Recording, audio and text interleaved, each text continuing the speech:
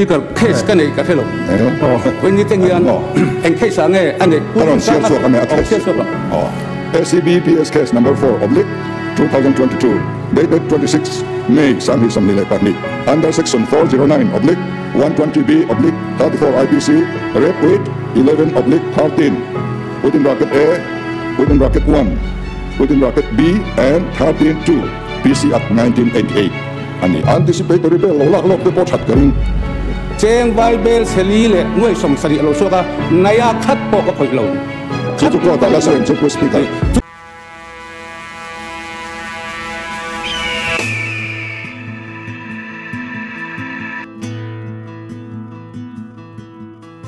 question number 2เลยปัสสารีนักกลางจอดตัวนี้ member ต้องคุยงูเรียนช่วยเราซ้อมมั้งผู้สปีกเกอร์ก็ลองไหมก็ส่งนะ star number 2เลยปัสสารีนะจูให้เห็นนี่ไล่autonomous district council LADCR ZPM สุรคาร์ดินนัตุรตานเฮียนกัน chief minister เฮียน members MDC เตเนี่ยนะ commitment ทุติยมอันนี้มีนะ commitment ทุติยมอันนี้ส่วนกิมสังตะกินมินสิลเทียมตีอันนี้รู้ไหมวันจันทร์ house leader ริมเท่าใช่ไหมสร้างตัวเรียนเจียดีจันทุมิ chief minister ผู้สปีกเกอร์อาจารย์นั่นสุนัยเหล่าเดี๋ยวนี้เลยจอบเวลน่าจอดตัวเรียนจอบนั่นให้ตัวผู้สิ่งงูเรียนจุงอ่ะดูซ้อมมั้ง speaker อีพังใน MNYF and Lai DYCC ลงใต้นิสมนิเลปัสสริคันที่ press statement ที่ผู้ speaker อีพังในคำเชื่อสุกเตียงวันนิสมนิเลปัสสริสังนิเลสมนิเลปังอาสันชินบุมีตะกัลตังอาZoram mi pui ma LADC Sarkar Dinglai United Legislature Party ULP nam thua omle moi po thulova ZPM Sarkar din theina tura Mizoram ZPM Sarkar thilti dan le rural na sang tura athim awar po thulova Sarkar tu nei na mangle an thutiam bo chia an set dan te Mizoram mi pui khiata puan so atur tlat mayaทุติกันปวนสวะฮีมิโซรัมมีปุยเต็นกันสุขารมิโซรัมกว่าเมนกันลายกันเตะฟุงปอยหมกอากันหันเตปออัฐกันริงทุติปวงช่วงตุเฮียนดิกโลไลตาลันจุลเมียวอวังอินมัลอินหัวนะอินเซลนะอันนี้เราติปาร์ตี้อปองอปุยาจิเทนะอันนี้งดเราติกันสวยดูบอกผู้สปีกเกอร์มิโซรัมแอสเซมบลีเซสโนะคานกันเอเมเลleader of opposition pulal san tamaral tele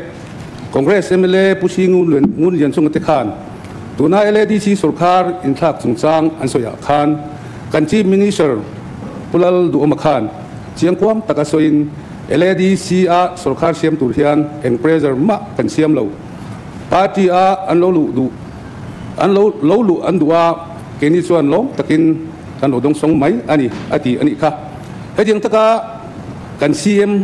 do soi thei kan nei hi ban dui thak hle ani thudik chu hetiang hi ani September ni som le pathum sang ni le som ni le pali akhan CM ngei hian ama puvijir sanga hi phone bia in office a ko chovin pujir I hova LADC a sarkar siam kadu ani ti in alo som dai to ani sarkar na siam ani chuan a personal thil ti hi kanเทียบเท่าบางอินตัวนั้นยันทุบไว้ในอันนี้ผู้สปีกเกอร์พลในกันเชียร์นี่ที่ชวน personal ทิลบากpersonal provincialized school สมประหยัดLADC ปัตตานี member สองตักค่ะปาร์ตี้ประคัดทุกช่วงข้าชูข้าวสารปีข้าวสารเป็นหรอผู้สปีกเกอร์ข้าวสารผู้สปีกเกอร์ party statement press release ตะกันที่เชื่อชวนนักนายก็เชื่อว่านักข่าวทำไมล่ะนักลูกทำไมเชื่อละจอมภาษาพวกนี้เป็นซีเนียร์นี่อาชีพตัวเองก็ริงขัดยังเชื่อชัวร์กันแล้วทั้งหลายลูกผู้สปีกเกอร์อาจารย์สุมาเนี่ยก็สอนเองมาด็อกเมนต์อมโลอินทิวันขันด็อกเมนต์การุนโซนี่ผู้สปีกเกอร์เฮ้ยนังมา copy ตามโป house property โปเป็ดกันตัวกันสอนดูไล่ชู September นี่สมเลยปฐุมสังนี่เลยสมนี่เลยปลีอาคารที่มินิสเตอร์บังลาออฟฟิศอินคอมมานี่จู ผู้สปีกเกอร์ข้าทุดิกลิ่งกันง่ายโดนนี่ชวนพาร์ตี้ทุกช่วง allegation assembly house นี่สปีกเกอร์ นี่ส่วนเสียงเสียงคนละนี่นะส่วนนี้คนที่เราติดไว้เราเสียส่วนเสียเราเสียนี่เสียกันติดไว้นี่เราเห็นผู้สปีกเกอร์ขัดยังกันเริ่มติดโดนนี่ชวน press statement ลุยเละ allegation in ผู้มอนะสมมติกันเสียเทลเวชวนอบวยทักสว่างมานี่การนี่ก็สวยๆก็ชู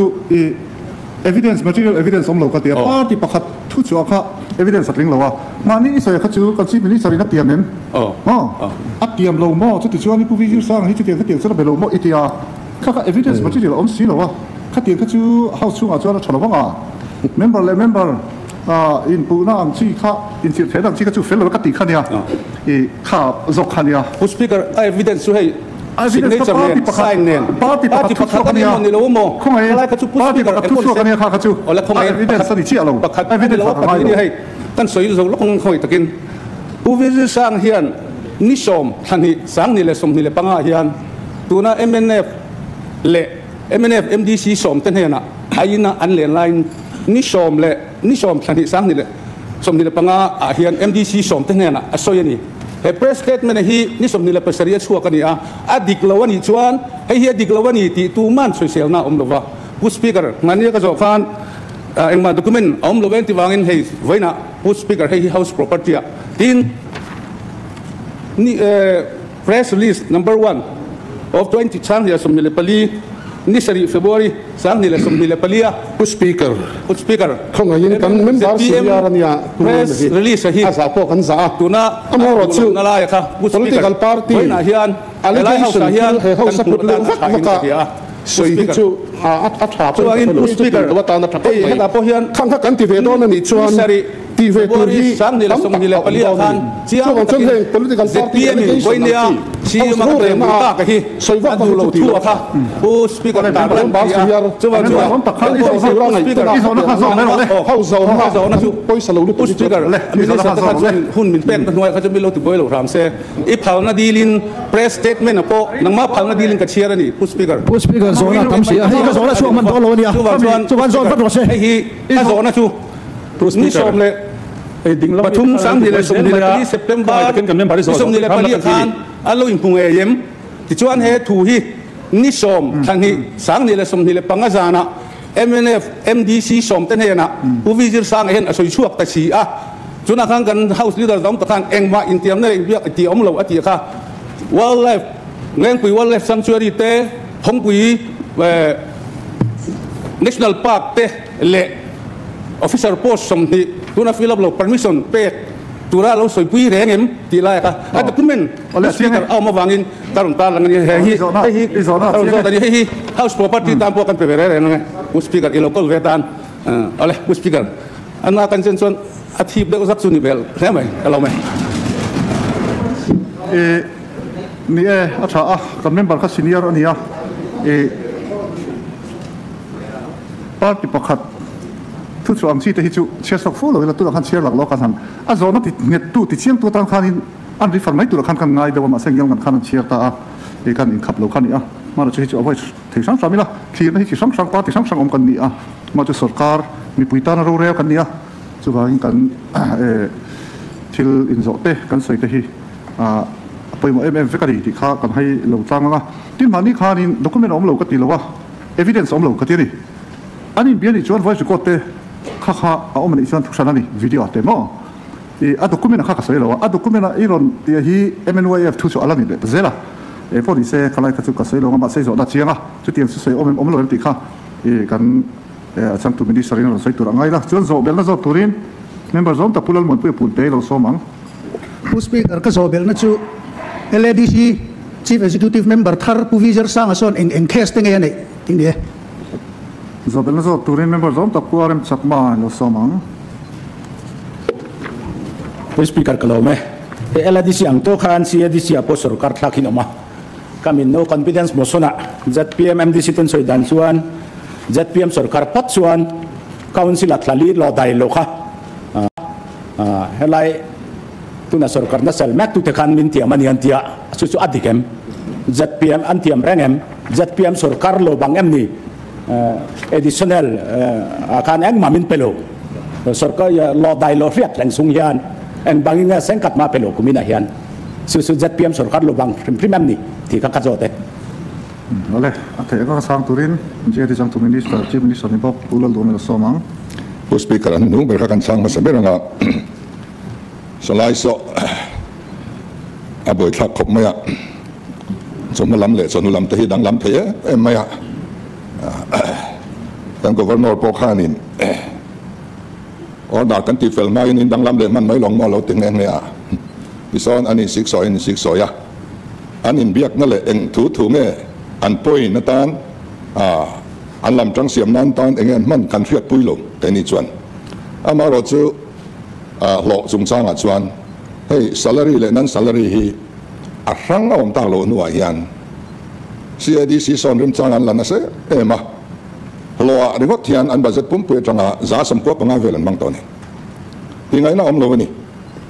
chu wang chuan khatan budget nei zat an ria he ta revise at lema zong compare bel 20 pon ria so ti reng renang kal chuan lon la lon lo ni mai ni lo la lo in nam thua pang tingai na kan sabit lo asan chu thil danga mi tur ti khanin an mang zela sarkar na thokan lak bel reng boxia so tiang administration sa chu tingai na om lova in siam thabe sen kan du ngoi ani chu wangin an sum an man dik lo wanga lo la thei lova an lo om ani point an mani mo phur aniang tin ka statement masa mi tu po kan nena local chu kan pom lom takin tu ma kan ti dui don lo ti kha kan din na ala ni renga min an lo om na thin pol te policy an lo au pui thin te an tui pui to lova pian thanari ru nen kal phung thar pol a hen kan om ve te na ti chuan pu speaker ilama i ve lama mi zong zong pe kan pom vek ani ten pusir sang nen phone in BIM in muem ti khachu pusir sang a khel lo po kan MDC dang po kan CM te point bin ron mu thina ni chu min biak chuan kan be ve lo thei lova min kan polo om ten du chuan an du pola om kan du ve te chu an run ti veng chu min huang chu min biang chu nge swalom ten pusir sang an mi som ne na soi ti te khachu a soi le soi lo kha ke ni riat pha kan ni to lo tu nge mi som te po chu kan khelo kalaya mi pakhat thu soi helaya in zo khachu an soi ti kan ya amani zo fia then ni box ni speaker khong takin kan chief minister hian ni som pathum September sang hila som hila pali khan helaya ka han soi nangma ne na district council sarkar siam ka duani local thei chuan heng te provincialized te personal life the case te le phongpui tlang te ngeng pui te le posom hi puzir sang khan MDC som te na soi kha kan chief minister hian puzir sang ne khan alo soi rengim ti khani ka zon chu solama how to te ruling an demo opposition an demo kan CM te point tu na bungu na soi ang khachu kabula hian an soi theu puzir sang na soi fal bi kanilo kan CM te point min mo piang an soi chu zirna Mizoram sarkar noya zirti tuan oma district council noya omboka pusang an ya aboy thak zia an soi thina không anh hay zona le chana hun zo wa kan chan zo lo ti don miang le salome chumi siam rem tu an ti thu an soi vek pen walai po hi tan ku ta hian phum lumin dar wan tia tan rem ti ni hi chu kan CM te po in an soi thina nia walai te so an ku ta lut vek se kan dua amaro chu thil ti fel ngai tlem ala oma ala ti zong zong thei lova tin ziti tu te po hi an kuta hian om vek lo lo sela sota enkim an control na noya hela Mizoram sarkar noya thop te den an oma hloin anglo hela ACR siak tu in ang box lo action la thei tu in ang box lo wakal te po hi a thalo view mai kan tia eng hi chu athu pung point tha kan ti puya kan CM te kan member dang te point anon soi fo ani ten press release an tiang te chu kan thret angin press release mang hian kan in deng ton vak renga nga kadin be na ang hi ziak ania wang mai khol chut ania wang mai khan adik vek lo ti kha khiat tur ania khang khai la ya leklam takaron sin chi po ani karing lem lo ten speaker point of order khalaya khan adik lawan ni chon press release ve ka chan ve mai om tak abi party kha chan ve to box si lawatin kan ho tu piang ten district council province tiang jong jong kan chang ve pi lawan ni kini chuan adik lawan ni ti kha chu adik kan ni asoi kha amma ero chu kha ka solai council na an har sat na po ani school pakhata dipart mizoram sarkar le district council mi an thok du na dual function omani ti hi sarkar ma sa po thei to pin kan lo soi puya chu tu point an soyang amma ero chu tu na ka zo na tak zok ero chu ZPM sarkar min siam pui ka duani lo siam pui ni jon heng ta po hi kan ti sakang che u ti kha alo ti rengem ti khani push speaker ka zon lok so push speaker tu na ron minon zom tharten sarkar ZPM sarkar an siam tur hi do lo tam tak ZPM jing apon amani amaro chu mi kan pola an lo lu chuan kan pom tur ni kal phung nar thar noya chuan tu ma hi kan thalo vak to lawang ti kha kan rina wangin kan pom ani mai sarkar siam theina na siam lo thlat thu kha om lova chu ani maya tin mi PR kan chan tu le tu lo tu te kha chu ke mani thu nei na min da sak ve se mo le kan du le kan chang kan du lo le kan chang lo wanga PR zong zong hi chan vek thak pon ni lo chan vek sen pon ni lo wa media lam hian ke ni lo hian an chang le na sa thei ema atok viau ni kha tin nam ma zom tak pu mon pu zo na puzir sang an case tenge nei ti kha puzir sang hen case pan ni ya pakhat a chuan court niam zokin a convict to chu high court a appeal me kani appeal lai an ya wangin tuna hian convict kan ti thei lova tunai chuan mi zalen ani ria chu lo pakhat dang case ania chumi a case a main accused chu speaker zona nei to pungun lian chunga case hi ania chu pusi Ngunlianchunga'n and 14 others tiani ami chungchanga hian charge sheet pei thokhat ani to tin prosecution sanction deal me ani boka so wang chuan anticipatory bail lo lak lok te po that karing speaker case kan nei ka thelo when ni teng yan en case ange ane karon share so kan a case speaker kan me bazam ta khan to so bial khan en case nge te corruption case an niam tu na CEM ta na kan pom tak so ZPM thalai te na an thu chuwa khan corruption case bizil sang MLF hun la ya om kha kan du lo an ti kha ama so mi than nge ama so ngai ren kha an du lo thin kan thu tem push speaker không ai yên ra rồi đó đi đến khối gì là anh nói về cái gì không ai takin kan hospital pula chan chan karinga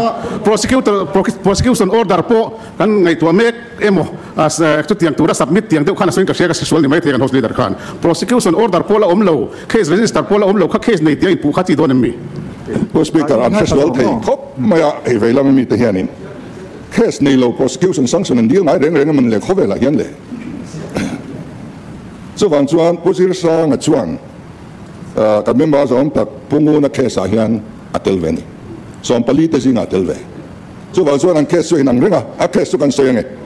SCB PS case number 4/2022 dated 26 May sang hi samni le patni under section 409/120B/34 IPC red weight 11/13 within bracket A within bracket 1 within bracket B and 13(2) PC Act 1988 ani chu ami ring te chu chiar chuak vek lo vila hemi hi tuna hian charge sheet pe ani to so bangin prosecution sanction deal me ani push speaker ka thopui te po hi ni seng case ania prosecution sanction min on deal zon ka pedon tu ma hum ka tum lo tun malami prosecution sanction deal in hum te alo om to thina kan tum be lo case number ka tingo chon kin kan thelo kin voini theng hian ACB case kan nei ka thelo tuna budir sang ana push speaker khomai takin khatia soi chu dak la rawa chuan inquiry te pon lokala longtlai bypass road CM kan line center project kan siama cheng vai bel the som pakhat alo chuak ani CM kan line tuti hun lai chuan MLA kan pek do nai khania cheng vai bel seli le nuai som sari alo chuaka naya khat po ka khoi lo ประเทศเขาไงน่าจะACB อัน local point เฮแค่สายเย็นเดี๋ยวนับปักคัดจู่ๆก็แต่ละส่วนจะพูดสปีกเกอร์จู่ๆกันเนี่ยน่า local แต่อันนี้จู่ๆต้องเคสกันอีกกันให้เราจู่ๆอันนี้ในเคสที่นี่จู่ที่ละนี่เราจะเป็นส่วนภาษาพวกเขาเคสในอินฟลัดเราเขากันในตัวส่วนส่วนพูดสปีกเกอร์ทุกที่สวยที่นี่ละอาชาอินกันที่prosecution sanction พูดสปีกเกอร์พวกนักการเมืองจอมตะเกียงเคสอันไหนแต่ไม่ว่าส่วนก็ advice ดูสู่ anticipatory bail เราละตัวนี้ก็ advice ด้วยนี่กันนี่เราว่ากันระบบระวังพูดสปีกเกอร์ขัดยังเคสกันอีกกันให้เราวันนี้ทั้งเคสกันอีกกันให้เราชัดpreliminary inquiry ที่จน local เต็มเลยว่าจุดตับปกันเราสุดจู่เหตุที่ละเฮียนก็สิ่งนี้จะได้โม่เดี๋ยวนับประคัดมากันนี่เราประเทียนแหละมีผู้จ่าวันนี้ทั้งกันนะเฮียนก็เราที่แจ้งขัดมากันละไงเราบอกจู่ๆเคสสุดท้ายเห็นเคสก็อันนี้ยังไงที่ส่วนที่จะส่วนแค่น้อยเราก็หนีฟิกอ่ะการ House Leader in direct ตักมาเคสนี้ anticipatory bail เราหันอินตีต้องแต่ค่ะHouse เราหน้าตาเห็นอโมยเราก็ตีอ่ะส่วนนี้ส่วนอะไรสารติดต่อถล่มมั่วผู้สปีกเกอร์ผู้สื่อสารอันนี้เคสนี้อันนี้ที่โจอันนี้อ่ะกัดช่างอันนี้สื่อสารอันนั้นเคสอันนี้เฮียนอเมริกาคิวส์ปุ่งอันนี้ถูกกระสุยปุ่งอัน14 others นี่เฮียนอัตเลเวติกระสุยไม่นี่ผู้สื่อเคสนัมเบอร์เนี่ยลำให้กันเนี่ยกระสุยตัวผู้สื่อสารอันคอนวิกนะคะข้าตาขันกัดเตลโลข้าสุดเคสนั้นนี่ provincialize ข้าสุดเคสนั้นนี่ corruption ไอ้นะวันชา CACB อันมันนะอันเบรดอวังอ่ะข้าเคสขันนี่อันนี้อินกับเฮียให้เหตุผลนั่นหลังเชียงให้ ZPMPR อันนี้อ่ะที่ชวนผู้สปีกเกอร์ตัวน่าสวยข้าลงใต้ bypass road อันนี้ก็ชัวนัวก็หุ่นไล่มีก็วันนี้ทั้งยันติปังมาข้าโปรเซสก็อันติโตช่างทักเร่งอันนี้ก็หุ่นไล่คันสุดท้ายอันสวยเป็นนังจุลเซียมและเหตุกงที่ตั้งตัวมาเลยอันที่เวประเทศเขาไม่น่าจะขาดที่ละคันประเทศมีเงินไว้ในผู้สปีกเกอร์ก็ช่วยเตลนายกเทล่าพวกนี้เลยทุนใดน้ำมันสวยก็มาพบประคันมาเตลนผู้สปีกเกอร์อาโซนักช่างอันนี้ช่างนักลงงานทำเวสิละผู้วิจารณ์สื่อสารอันเคสตั้งในที่บินโจตาเคสประคัดอันนี้จุกสุยาจุอาพิลเมกกติยาจุดอาชวนกันเมมเบอร์จอมตะกี้อัตเลกติโลเคสนังประคัดอันนี้เอรอชวนดูนักกันเมมเบอร์จอมตะเคสอาเฮียน accuse จิงประคัดเจอสร้างเฮียนนี่เว้ยมินโจวังอินจุกช่างเราเทลวันนี้จุวังชวนเคสเรื่องจูอัน investigator ทูอัตินเราชวน final report อันเปียตบไม่ชินทูอัตินะให้จูที่สวลที่อันนี้อันที่ชวนชาร์ซีอันเทลูตาสกัดนักทกเมอMLA เตโม MDC เตโมอันเราหนิชวน prosecution sanction อันดีลชินอันนี้จู่ๆดีลเมกอันนี้ที่ข้ากระสุยมาอย่างนี้เลยเราสปีกเกอร์คงจะเป็นกระสุยเฟียลูกคงจะเป็นข้าแค่สักข้าผู้ที่เสียงข้ากันลูกก็โดดเชี่ยซีมันเนี่ยข้าก็ซีมันนี่ข้าโปรเซสข้าอันที่ปังมาที่ชวน prosecution center กันหุ่นให้แค่หมายถึงสปีกเกอร์คนสังสนทุนคนกันชีพมินิสต์ก็จุงสร้างจนลูกเปลี่ยนโอเซ่ประเทศเขาไม่น่าจะที่ชวนอัดถูชวนกระดิกหน้าอักกระดิกลงนั่นหัวเรากระตั้งตัวนั้นกระตั้งมาอย่างประเทศเขาไม่น่าจะผู้สปีกเกอร์แต่แค่สถิติสงครามมาสารคาน CBI อ่ะเป็ดอันตุมามาซื้ออันเปลี่ยนแต่ละว่า CBI เขาบอกว่า local เซ็กที่เราไปดูประเทศเขาไม่น่าจะผู้สปีกเกอร์ข้าข้าชูข้าเตียงว่าก็เขาถอนตัวกันในลูกเว้อาทิตย์ตัวนี้เราเตียงข้าชูเนี่ยแล้วกดแล้วมันแล้วเป็นตากเลยแล้วสร้างฟิลิปไม่ต้องล้อม